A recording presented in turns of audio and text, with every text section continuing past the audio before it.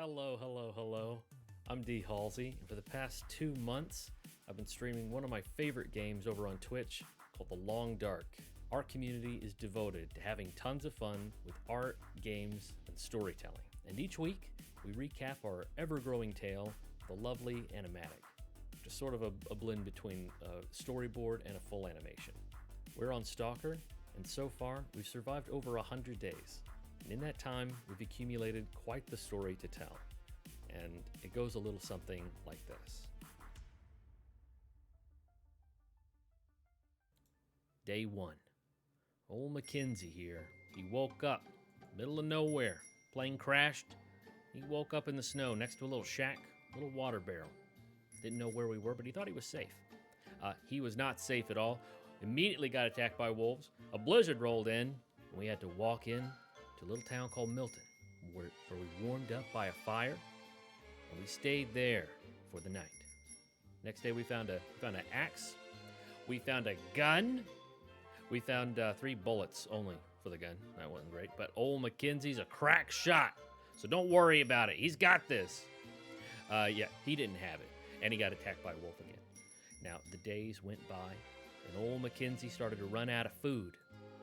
Fortunately, we found a deer, freshly killed, so we harvested that bad boy, and wouldn't you know it, got attacked again. So we sauntered over, across the road, into the little church, where we stayed for a couple more days, where we found a little rabbit. And a little thing you can do, I don't know if you know this or not, but you can take a little rabbit like this and insert your hand thusly, and now you have a nice, warm, slightly squishy, but nicely toasty glove to keep you nice and protected in the winter times. Now, we ran out of food again, so we had to cook up some wolf meat. But we cooked that bad boy up, no problem. We accidentally ate some raw rabbit meat. We got food poison. Wasn't great. But we handled it like a man, like a true mountain man, masculine. Oh, boy. Yeah, okay. Yeah, and we got attacked again. A bit of a theme here. Anyway, the nights turned to days, the days turned to nights. The days passed aggressively to day 30. Where we had been shacked up in this little single-wide trailer, living out here for the longest time, waiting for things to cure. And our little man, look at him, he's so cute, little Mackenzie here, he needed to be a little tougher than this. The equipment he came with, not gonna cut it. The little sweater, not stupid pants, the wind rips right through, and I'm not talking about the wind he makes. His stupid loafers, not gonna work. He needed to be a badass mountain warrior masculine man. And that's what we turned him into, by golly. Look at him, oozing with confidence, with his glorious rabbit hat, and his wolf coat, and his deer pants. We even found some ski boots. They're heavy, but they work. So we knew we had to get out of here. And by doing that, we'd have to leave behind a few pieces of heavy equipment. So we said farewell, and with a dream and a song in our heart, we set out for our adventure. Armed only with our trusty torch and a rock-steady rock, we scared away wolf after wolf after wolf. Finally making our way down, we found a little place to rappel, and we got to a little landing. And finally, ladies and gentlemen, after 30 days, we were in a new land, a new region where anything could happen. And you know what happened? A blizzard rolled in and almost froze to death, so we had to live in a stupid upside-down car for a little bit. We found a stupid cave. We explored the stupid cave. We had to sleep in a stupid igloo because I forgot my stupid bed. I don't want to talk about it. We found a choo-choo train now. He was so happy. We went the wrong way down the tracks. That wasn't great. And here our story took a bit of an apprehensive turn. Little Mackenzie didn't know what to do. We didn't know what was going to happen. And we almost lost him. We almost did. That is until we found a gun full of bullets. Oh, he was so happy, and he pranced along the mountainside, just blasting to his little heart's content, just blasting away, and finally we found it. Mystery Lake. There it was. Our home sweet home, our promised land, just waiting for us. And we couldn't have been happier. By day 35, we were living the dream. Ice fishing away, happy as a clam. And that's how our life went for a couple more days. We'd fish, and we'd chop, and we'd fish some more. And one day, Mackenzie said, by golly, you know what I need to go do? we're here in Mystery Lake, and I need to go explore and get some firewood. But I got a bunch of stuff in my inventory. It's weighing me down, so I'm just going to drop it here, right on the floor, stuff I don't need. No worries, I'm just going to drop all this stuff, go out and chop some wood. And so, light as a feather, old Mackenzie set off for a smaller adventure to go find some logs. And he found some logs, but no idea where he put his hatchet. So we went back, we checked the cabin, it wasn't there. So we searched all around the lake. We went from hut to hut, hut to hut, cabin to cabin, all around. We got lost on the lake, almost died in a blizzard. Days later, we came back, gave up. Guess the hatchet is gone forever. We slammed the door open and looked on the ground. What was there the whole stinking time? A stupid little... It was right there, in the middle of the floor. In between all the miscellaneous pieces of randomly scattered debris that we dropped. Unbelievable. So by the next day, we decided to go out exploring. We found our target, a little observatory atop a mountain. And the journey of 1,000 miles begins, with a single step, and that's what we did. And then we broke our stupid little macaroni ankle. I don't want to talk about it. I had to wait for that to heal up. Unbelievable. Days passed, and finally, we had explored the top of the mountain. And it was pretty cool. The view was fantastic. And we stayed there for the night. But the next day, we decided, hey, gotta find some logs. And our stupid axe exploded. Snapped right in half before I had time to, finish what I was doing with the log. Unbelievable. So Mac had the first thought he'd ever had in his life. Do I stay in Mystery Lake, home sweet home, the promised land, where it's safe and warm? Or do I go to someplace new? Possibly Pleasant Valley. Possibly riddled with wolves.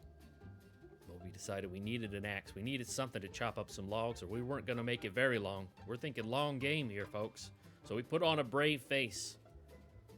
I had some help with this one. My little daughter, she just turned 5 years old. She helped me out with this one. We put on a brave face, and we made our way to our next adventure. And sure enough, we found wolves along our way, trying to stop us every second of the way. But we had our trusty pistola, and none of them could stand against us. We were unstoppable. Till one day, whistling away, we heard a sound.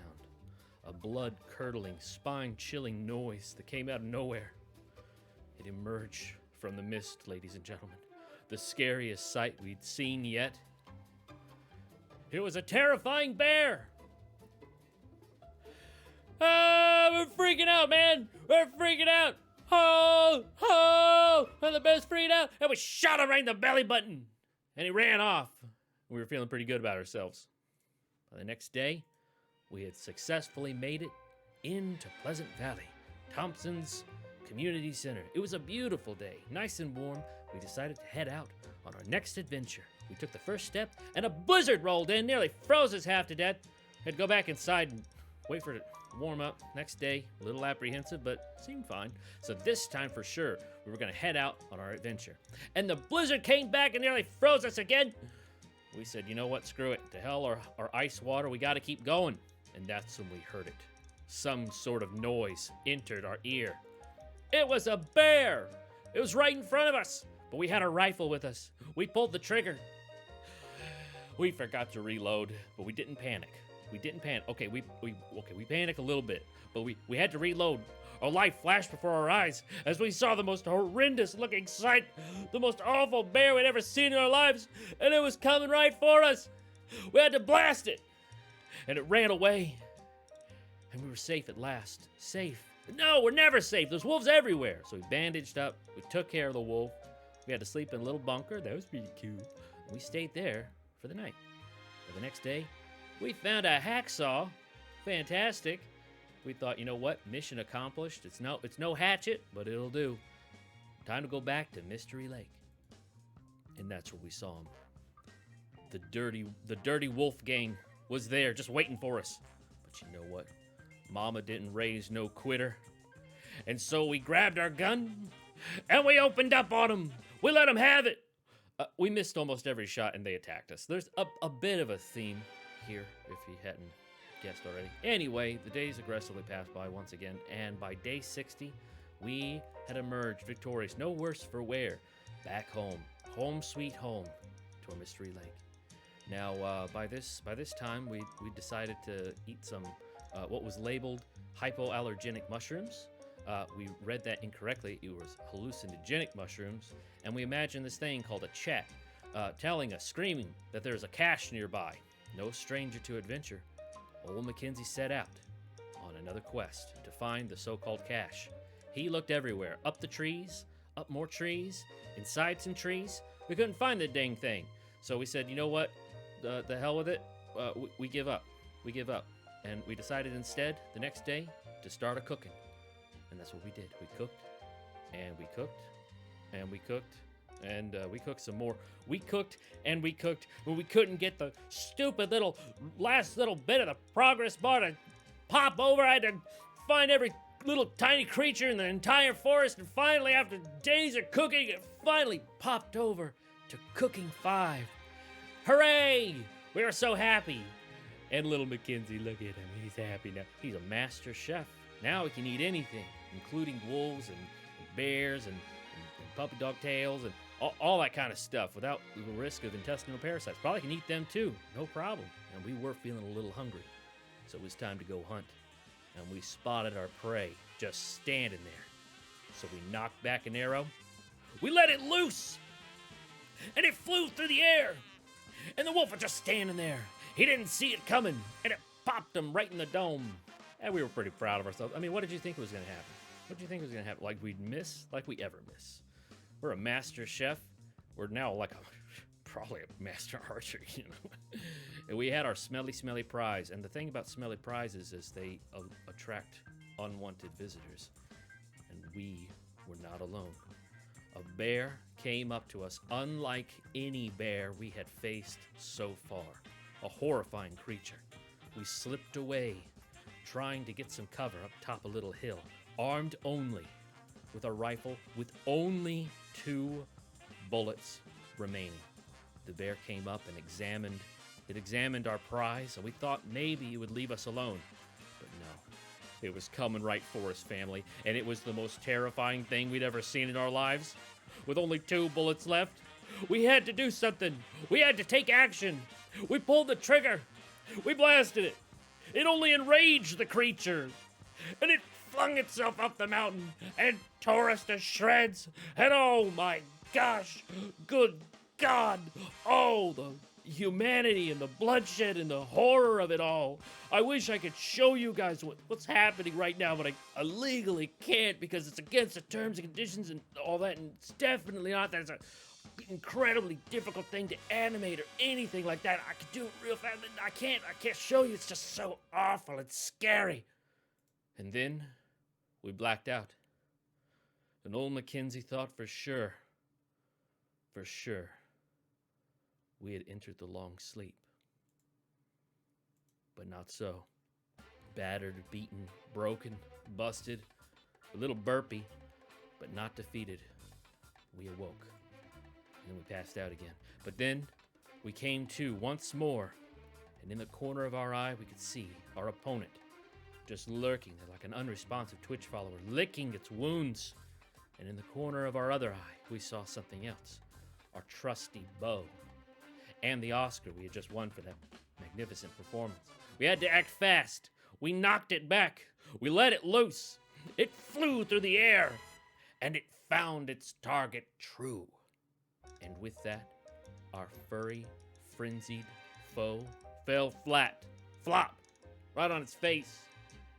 Phew. And old Mackenzie, old boy, he lived to fight another day. Lived to fight another day. The days passed, and we decided it was time to go do something with all these pieces of scrap metal that we had. Fantastic. And so we took it to a nearby forge we knew where it was at. We got lost in a blizzard. We holed up in a little train. A bear came by trying to sell us some magazines. I mean, I told him we weren't interested. Tried to shoo him away with some arrows. It didn't work. He was very persistent. A few moments later. Finally, after a couple hours, he bled out. And with him out of the way, we can now explore the forlorn muskeg to our heart's content, exploring every which way, killing wolves along our trek. We camped a little hollowed out tree atop a little hill next to a shortwave radio tower. And by the next day, we found a forge. We found it, old boy. And here we struggled, and specifically Mackenzie struggled. He doesn't really know how to work the forge at this point. I mean, I do. It's easy. But little Mackenzie, how do I say this delicately? He's not the sharpest light bulb in the hammer drawer, if you know what I mean. So we used up all the coal before we could get it hot enough to actually use. So we had to go find some more coal. So we opened up our map, trying to look around, trying to plan. And while we were planning, that's when they showed up. A number of wolves, the likes of which we had never seen before. It was time. It was go time. Time to take them all on. And they started invading. And they started attacking. And we didn't have any chance but to react. But we did it, old boy. And we went through a blizzard. We saw another bear. We noped right out of that situation. And we warmed ourselves up by the fire. A little while later, we found the shed and a bunch of coal. So we took it all on back, slipping past Mr. Bear before he could see us. We threw it all in the forge, and we heard something behind us. Could it be that nasty bear sneaking up behind us? We looked. No, it was a glorious creature, a magnificent creature, the likes of which we'd never seen before. It stared us straight in our souls. We connected. We bonded. And then a wolf came up and tore it to shreds right before our eyes. Unbelievable. So I popped a little arrow in its ass and it ran away. And we got to work, old boy. We got to work forging and forging. We worked all night long, through the long dark, through the long day, until finally we had it. 24-something arrowheads, all ready to go. And with that, it was an absolute win. By day 91, we had emerged victorious back at Mystery Lake with our ill-gotten goods that we had crafted with our own hands. Our tears, our sweat, and our blood, all infused in each and every one of them. And that's our story so far. How was it? Be honest. And let me know in the comment thing down below. All of it is based off of true events that happened during our run. So that's pretty fun. If you want to be part of that conversation and see it happen in real time, check us out over at Twitch. Those things are down in the diddly doos. Twitch.tv/dhallz. That's me. And if you like this video, nice. Good for you, Greg. Liking stuff. It's neat. We're still streaming the Long Dark series. We stream every Sunday, Tuesday, and Thursday. And on Saturdays, we actually have a Saturday morning art stream. So come on by. We make a lot of fun stuff. It'd be great to have you. You can find all of those links down below in the little diddly-doo, diddly-biddlies. You know. And as always, and for the very first time, thank you for watching. Till next time.